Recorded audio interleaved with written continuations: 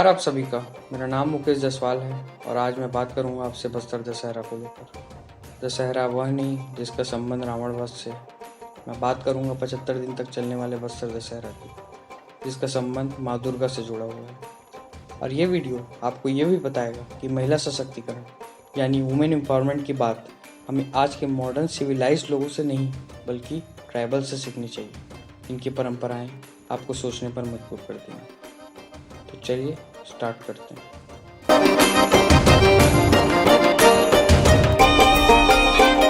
जब बात करें हिस्ट्री की तो बस्तर के चौथे काकतीय राजा या कहें चालुक्य राजा पुरुषोत्तम देव ने एक बार श्री जगन्नाथपुरी तक पैदल तीर्थ यात्रा की। यहाँ पुजारी ने राजा पुरुषोत्तम देव को रथपति की उपाधि दी। जब राजा पुरुषोत्तम देव पूरी धाम से बस्तर लौटे तब उन्होंने धूमधाम से दशहरा उत्सव मनाने की परंपरा स्टार्ट की और 1408 से यह परंपरा आज तक जारी है। अब बात करेंगे बस्तर का दशहरा मनाया कैसे जाता है। तो फेस्टिवल स्टार्ट होने से पहले टेम्पल कमेटी का गठन किया जाता है, जिसके हेड बस्तर के डीएम होते हैं। फंडिंग और सिक्योरिटी में डीएमएफ और एनएमडीसी का हाथ होता है। रथ निर्माण का काम ट्राइबल्स ही करते हैं और इसके बदले वो पैसे की मांग नहीं करते, इसके बदले उन्हें मांस और मदिरा चाहिए होता है। पर्व की शुरुआत श्रावण अमावस्या मतलब जुलाई के एंड में स्टार्ट होता है और आखिरी के लास्ट 10 दिन नवरात्रि के साथ ओवरलैप करते हैं।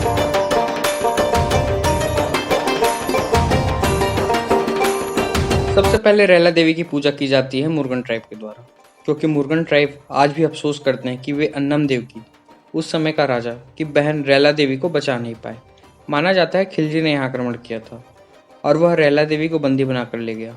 जब रैला देवी वापस आई तो राजमहल में उनका तिरस्कार किया गया, जिस पर वह जंगल में जाकर मुर्गन ट्राइब के साथ रहने लगे और एक दिन अपमान झेलते झेलते सुसाइड कर लिया, जिसकी वजह से आज भी मुर्गन ट्राइब रैला देवी की पूजा करते समय आंसू बहाता है। सबसे पहले पाटा जात्रा होते हैं, जिसमें काट कर लाई गई सरगी लकड़ी जिससे रथ बनाना होता है उसकी पूजा की जाती है और फिर उसे गांव वालों को रथ बनाने के लिए दे दिया जाता है। फिर होता है काछीन गादी मीन्स काछीन देवी की गद्दी, जिस पर एक 11 से 12 साल की बच्ची को बैठाया जाता है और उसकी पूजा की जाती है और बलि भी दी जाती है। और जब देवी माँ का वास उस बच्ची के में हो जाता है तो वह रथ परिचालन व पर्व की अनुमति देती है।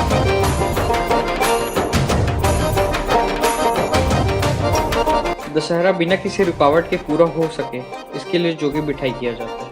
इसके लिए 2-3 फीट का गड्ढा बनाकर हलवा जनजाति के एक व्यक्ति को 9 दिन के लिए बैठा दिया जाता है।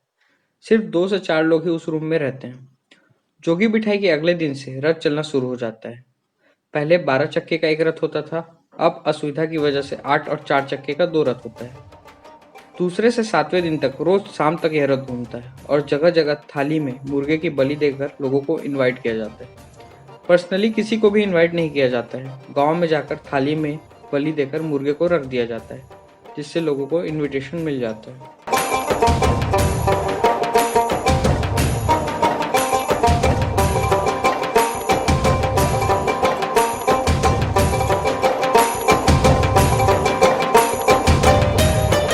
अष्टमी के दिन बस्तर के डीएम, राजा, राजकुमार और चीफ पुरोहित दंतेवाड़ा में दंतेश्वरी मंदिर जाते हैं और सुबह 4-5 बजे बलि दी जाती है। पहले यहाँ नर बलि का प्रचलन था, पर अभी पशु बलि दिया जाता है। नर बलि के प्रमाण दंतेवाड़ा में तेलुगु लैंग्वेज में बहुत सारे मिले हुए। बलि के बाद 9वें दिन दंतेश्वरी माँ की छत्र और मौली माता की स्टैच्यू को दंतेवाड़ा से जगदलपुर लाया जाता है। लाने के लिए पालकी बनाया जाता है, जिसमें मौली माता, राजा और उनके कुछ खास लोग होंगे। सारे गांव वाले पानी से रोड साफ करते हैं और झाड़ू लगाते हैं। दंतेवाड़ा के लोग उस दिन बहुत रोते हैं क्योंकि माता की विदाई हो जाती है। फिर माता का जगदलपुर में स्वागत किया जाता है, जिसे मौली परघाव कहते हैं। फिर जोगी उठाई की जाती है, सब उसको अकॉर्डिंगली गिफ्ट देते हैं। फिर 10वें दिन बलि दी जाती है। उसके बाद मौली माता और छत्र को रथ में रख दिया जाता है, जिसे विजय रथ कहते हैं। रथ में राजा, उनके साथ राजा मुड़िया और भद्रा जनजाति के लोग बैठेंगे। फिर रथ गोल बाजार आएगी और फिर कंप्लीशन के बाद माता और छत्र को राज दरबार में रख दिया जाता है पूजा करने के लिए।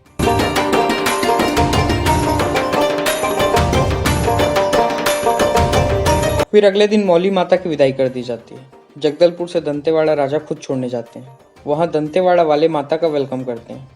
उसके बाद 11वें व 12वें दिन मुड़िया दरबार लगता है, जिसमें राजा डायरेक्टली प्रजा की शिकायत सुनते हैं।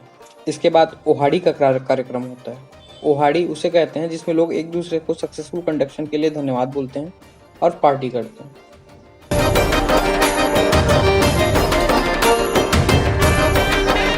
बेसिकली बस्तर का Dussehra monarchial form of government का एक रेप्लिका है, जो अपने राजा से बहुत लगाव महसूस करती थी। और बस्तर का इतिहास भी गवाह है कि कई राजाओं ने अपने प्रजा के लिए जान दे दी। 1964 में बीबीसी ने अपने एक आर्टिकल में लिखा है कि बस्तर में आज भी लोग मोनार्कियल फॉर्म ऑफ गवर्नमेंट को ज़्यादा पसंद करते हैं। रीजन था प्रवीण चंद्र भंजदेव जैसा राजा, जो प्रजा को ही अपना सब कुछ मानते थे। रिसेंटली अभी एक अपडेट आया कि तिथि की वजह से इस साल का जो दशहरा है वो 104 दिनों का हो रहा है। मैंने देखा कैसे छत्तीसगढ़ के बस्तर में दशहरे को कैसे अलग तरह से मनाया जाता है। ऐसे ही अलग तरीके से दशहरा सिहावा धमतरी में मनाया जाता है, जहाँ रावण की पूजा की जाती है। जसपुर में नीलकंठ की पूजा की जाती है और सारंगढ़ का गढ़ दशहरा बहुत फेमस है। तो इसी के साथ बाय बाय फ्रेंड्स। वीडियो पसंद आया हो तो लाइक करें, चैनल को सब्सक्राइब करें और अच्छी चीज़ें दोस्तों को पास करें।